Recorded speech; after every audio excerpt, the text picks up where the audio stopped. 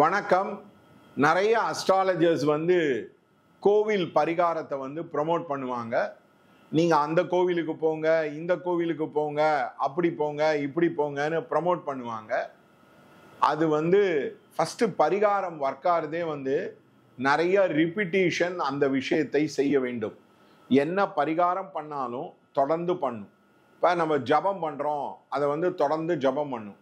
விளக்கு ஏத்துறோம், தொடர்ந்து விளக்கு ஏற்றணும். அப்படிதான் அந்த பரிகாரம் இம்பாக்ட் காமிக்கும். கிட்டத்தட்ட அது ஜிம்முக்கு போற மாதிரி தான் அந்த பரிகாரங்கள் இம்பாக்ட் காமிக்கும். ஆனா அன்பார்ச்சுனேட்டா நிறைய பேர் இந்த கோவிலுக்கு போங்க, அந்த கோவிலுக்கு போகாதீங்க, இப்படி ஆகுங்க, அப்படி ஆகுங்கன்னு பேசுறதெல்லாமே கொஞ்சம் இம்ப்ளிமெண்ட் பண்றது ரொம்ப ரொம்ப கஷ்டமான விஷயம். ரெண்டாவது அதுல இம்பாக்ட் பார்க்கறதும் ரொம்ப கஷ்டமான விஷயம். ஃபார் எக்ஸாம்பிள், இங்கேருந்து நீங்க காளஹஸ்தி போகணும், பஸ்ஸு பிடிச்சி போகணும், இல்லை காரில் போகணும், ஒன் டே ஃபுல்லாக செலவு பண்ணணும், அங்கேயே சாப்பிட்ணும், அங்கேயே பாத்ரூம் யூஸ் பண்ணணும். அதே மாதிரி அங்கே ரொம்ப நேரம் நிற்க வேண்டியது இருக்கும். அண்ட் அது நீங்கள் போகிற டயத்துக்கு அந்த கோஆர்டினேட்டடாக அந்த இது இருக்கணும், அந்த இம்பேக்ட் இருக்கணும். ஆனால் நிறைய பேருக்கு அந்த இம்பேக்டை எப்படி மெஷர் பண்ணுறதுன்னே தெரியாது. காரணம் என்னன்னா, அந்த இம்பேக்ட் மெஷர் பண்ணுறதுன்றது உங்கள் லைஃப்பில் மாற்றங்கள் நடக்குதா, உங்கள் லைஃப்பில் சேஞ்ச் நடக்குதா அப்படின்னீங்கன்னா, ஃபஸ்ட்டு காளஹஸ்தியில் பூஜை பண்ணுறதே ப்ராப்பராக பண்ண மாட்டாங்க. ஒரு சின்ன இண்டாலியம் நாகர் வச்சுருப்பாங்க. அதே மாதிரி தான் கொடுமுடியிலையும் ஒரு மாதிரி பரிகாரங்கள் சரியாக செய்வதில்லை. ஆனால் தான் எனக்கு தெரிஞ்ச ஒருத்தர் கொடுமுடியிலேருந்து அவர் ஃபோன் பண்ணும்போதே என்னை அவர் ரெக்கார்ட் பண்ணுறாராம். அதனால் கொடுமுடிகளை அவர் பரிகாரத்தை பற்றி நான் பேசணும், அதை ரெக்கார்ட் பண்ணி அப்படியே அவரும் ஒரு 5-6 வாட்டி அதை ரெக்கார்ட் பண்ணி யூடியூப்பில் போடணும்னு ட்ரை பண்ணார். நான் இன்னும் சொல்கிறேன், கொடுமுடி என்ற க்ஷேத்திரத்தில் பண்ணுற பரிகாரங்கள்லாம் நாகர்லாம் சொதப்பலாக பண்ணுவாங்க. காரணம், அதே பூவை யூஸ் பண்ணுவாங்க, ஒருத்தருக்கு யூஸ் பண்ண பூவே அதே யூஸ் பண்ணுவாங்க, அதே நேவேத்தியத்தை யூஸ் பண்ணுவாங்க. ப்ராப்பராக அவங்க பண்ண மாட்டாங்க. உங்களுக்கு ப்ராப்பராக பண்ணணும்னா எங்ககிட்ட டெமோ பூஜை கேளுங்க.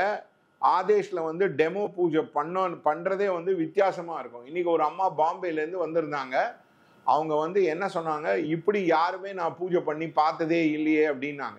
காரணம், ஒழுங்காக அபிஷேகம் பண்ணுவோம், ஒழுங்காக சங்கல்பம் எடுப்போம், ஒழுங்காக பூஜை பண்ணி ஆவாகனம் பண்ணி ஹோமமும் கொடுப்போம். ஸோ அதனால் இந்த கொடுமுடியை பற்றி நான் தப்பாக பேசுகிறேன், காளஹஸ்தியை பற்றி தப்பாக பேசுகிறேன்னா அவங்க சரியாக பரிகாரங்கள் செய்வது இல்லை.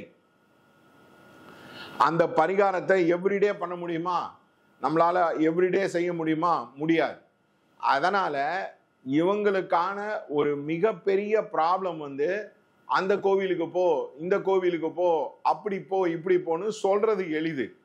ஒரு வாழ்க்கை நடைமுறையில் நீங்க தொடர்ந்து கோவிலுக்கு போக முடியாது. கோவிலுக்கு போனீங்கன்னா வேலையை விட வேண்டியது இருக்கும். கோவிலுக்கு போனீங்கன்னா உங்களால பணம் சம்பாதிக்க முடியாது. என்னதான் டிரான்ஸ்போர்ட் டெவலப் ஆயிருந்தாலும், என்னதான் கம்யூனிகேஷன் டெவலப் ஆயிருந்தாலும், இது ஒரு மிகப்பெரிய பிரச்சனை.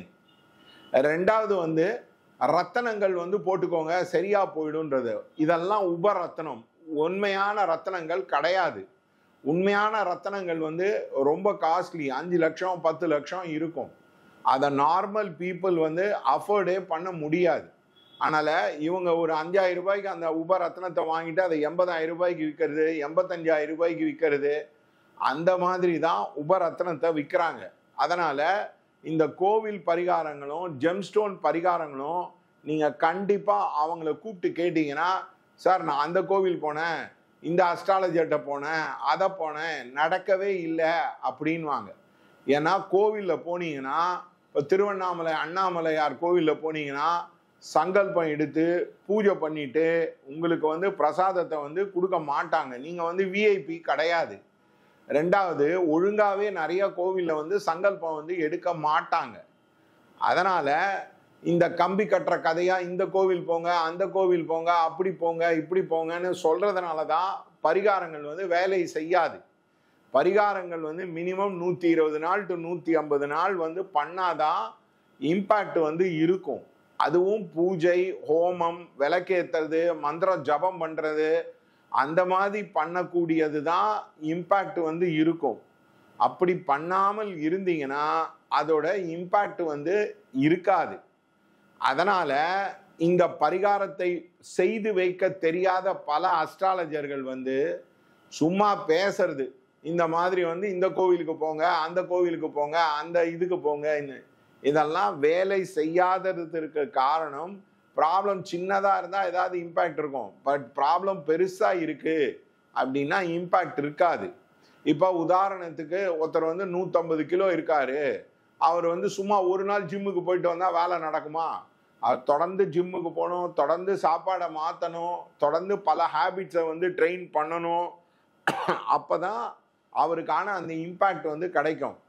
அதே மாதிரி தான் பரிகாரத்திலையும் தொடர்ந்து செய்ய வேண்டும். அதுவும் நம்மளுடைய கால தேச வர்த்தமானத்துக்கு சூழ்நிலை இருக்கக்கூடியதா செய்ய வேண்டும். இப்போ உதாரணத்துக்கு விளக்கேற்றுறது, டிக்குன்னு போய் நம்ம வீட்டிலேயே ஃபோட்டோ வச்சு விளக்கேற்றிடலாம். கோவிலுக்கு போகணுன்ற அவசியம் இல்லை. ஏன்னா பல பேர் வந்து நிறைய இடத்துக்கு டிராவல் பண்ணுவாங்க. ரெண்டாவது வந்து ஜபம் பண்ணலாம். மூணாவது பூஜை எங்ககிட்ட கொடுக்கலாம், ஹோமம் எங்ககிட்ட கொடுக்கலாம். அதனால நீங்க இதை ரொம்ப ரொம்ப இம்பார்ட்டண்டா ஞாபகம் வைத்து கொள்ள வேண்டியது, பரிகாரங்கள் வேலை செய்கிறதா, பரிகாரங்கள் பண்ண முடிகிறதா, பரிகாரங்கள் அனுபவத்தில் சொல்கிறார்களா, இல்ல சும்மா வாழ்வியல் பரிகாரங்கள்னு வாய்க்கு வந்ததெல்லாம் வந்து பேசுறது இப்ப இது ஒரு ட்ரெண்ட் ஆயிடுச்சு. அதனால இதை நன்றாக ஞாபகம் வைத்து கொள்ளுங்கள். அதே மாதிரி எனக்கு தெரிஞ்ச ஒரு அஸ்ட்ராலஜர் இருக்காரு, அவர் வந்து ராஜேஷை வந்து பார்த்து சொன்னாராம், பார்த்துக்கோங்க ஐயா செத்து போயிடுவீங்க அப்படின்ட்டு. ஏன் உன்னால ஹோமம் பண்ணி வைக்க முடியல, ஏன் உங்களால வந்து இது பண்ணி வைக்க முடியல? இதெல்லாம் சும்மா நடந்து முடிஞ்ச அப்புறம் ஆமா நான் அப்படி சொல்லிட்டேன் இப்படி சொல்லிட்டேன் அப்படின்றது வந்து சொல்றது. அதனால ரொம்ப ரொம்ப இம்பார்ட்டன்ட், பரிகாரங்கள் வந்து உங்களால தொடர்ந்து செய்ய முடியுமா, இம்பாக்ட்ஃபுல்லா செய்ய முடியுமா அப்படின்றது தான் இம்பார்ட்டன்ட். அதனால நீங்க ஆதேஷ்க்கு வாங்க. ஆதேஷ்க்கு வந்தீங்கன்னா எங்களுடைய பரிகார முறைகளை பாருங்க, வேணா ஃப்ரீ டெமோ கூட கேளுங்க, உங்களுக்கு நல்ல வித்தியாசங்கள் வந்து தெரியும். ஆனா நாங்க ஜென்ரலா பரிகாரம் சொல்லுவது ஒரு 120 நாள் 150 நாள் பண்ணாதான் இம்பாக்ட்ன்றதை வந்து சொல்றோம். நாங்க சும்மா போய் சொல்றதில்லை. நாங்க நிறைய பேருக்கு பண்ணி வச்சு அவங்களுக்கு எல்லாருக்குமே இம்பாக்ட் வந்து சூப்பராக இருந்திருக்கிறது. இப்போ உதாரணத்துக்கு வாய் பேச முடியாத ஒரு குழந்தை யூஎஸ்ல இருந்தது, பண்ணி வச்சோம், அதுக்கு வந்து இம்பாக்ட் இருக்கு. அதனால இந்த ஜம்ப் போட்டுக்கோங்க, இந்த கோவிலுக்கு போங்கன்னு சொல்ற பரிகாரங்களை வந்து நிறைய பேரால செய்ய முடியாது. அதனால வீணாக நேரத்தை வீணடித்து கொள்ளாதீர்கள். மனக்கசப்பு தான். இப்ப நீங்க எங்க கிட்ட வந்து நாகரோட பூஜை பண்ணீங்க, காலஸ்தியோட சீப்பா இருக்கும், காலஸ்தியோட திருப்தியாவே பண்ணி தருவோம். அதனால எனக்கு தெரிஞ்சு கொடுமுடியில இருக்கிறவங்கலாம் சில பேருக்கு வந்து கோவம் என் மேல, நான் வந்து கொடுமுடி பரிகாரங்களை வந்து தப்பு தப்பா பேசுறேன். ஒழுங்கா சங்கல்பம் எடுத்து ஒழுங்கா பூஜை பண்ணா நான் ஏன் பேச போறேன்? இது வந்து ஒழுங்காக வேலை செய்யாம ஏதோ வந்த கிளைண்ட்டுக்கு வந்து ஓட்டி விட்டணும், வந்த கிளைண்ட்டுக்கு வந்து ஏதோ அவனை வந்து தொடச்சி தூரக்க போட்டணும் அப்படின்னு பண்றதுனால தான் அந்த இம்பாக்ட் வந்து இருக்க மாட்டேங்குது. அதை தான் நான் வந்து கண்டிக்கிறேன். அதுல ஒன்றும் தப்பு இல்லை. எனக்கு வந்து I am not against Kodumudi, but the way they do the பரிகாரம், அங்க பண்ற பரிகாரங்கள் வந்து அபசமலா இருக்கு. அதே தான் காளஹஸ்தியும். அதனால நாகர் பூஜை பண்ண சர்ப்ப தோஷம் இருக்கு, ஆனா எனக்கு வந்து இம்பாக்ட் காமிக்கலன்னா இதுதான் காரணம். ஏன்னா ஒழுங்கா பூஜை பண்றது கிடையாது. அதனால பரிகாரங்களை தொடர்ந்து செய்ய வேண்டும். பரிகாரங்களை வந்து செய்வதற்கான கரெக்டான அப்ரோச் வந்து செய்ய வேண்டும். அப்பதான் இதோட இம்பாக்ட் வந்து காமிக்கும். அதை விட்டுட்டு இல்லை பரிகாரங்கள் வந்து நாங்க வந்து இந்த கோயிலுக்கு போனோம், இந்த ஜெம்ஸ்டோன் போட்டுட்டோம், அதெல்லாம் வேலை செய்யாது. இப்ப ஒரு ஏதோ மேபி ஒரு ஃபீவர், ஒரு வாமிட்டிங், அதுக்கு ஒர்க் அவுட் ஆகும். உதாரணத்துக்கு இப்ப ஒரு பிரச்சனை வந்து மலேரியா மாதிரி இருக்கு, நம்மளுக்கு டான்சிலைட்டிஸ் மாதிரி இருக்கு, வயிறெல்லாம் அந்த அளவுக்கு பெரிய கடன் இருக்கு, குழந்தைக்கு வந்து 32 வயசாச்சு, கல்யாணம் ஆகல, அதெல்லாம் ஒரு வாட்டி போனீங்கன்னா அந்த இம்பாக்ட் எல்லாம் இருக்காது. அதனால டயத்தை வேஸ்ட் பண்ணாம கண்டிப்பா ஆதேஷ் கிட்ட வாங்க. கண்டிப்பாக உங்களுக்கு நல்ல முறையில் பரிகாரம் செய்து கொடுக்கிறோம். நல்ல இம்பாக்ட் உள்ள பரிகாரமா இருக்கும். நீங்க வீடியோல பதிவு பண்ணி கொள்ளலாம், வீடியோல ரெக்கார்ட் செய்து கொள்ளலாம்.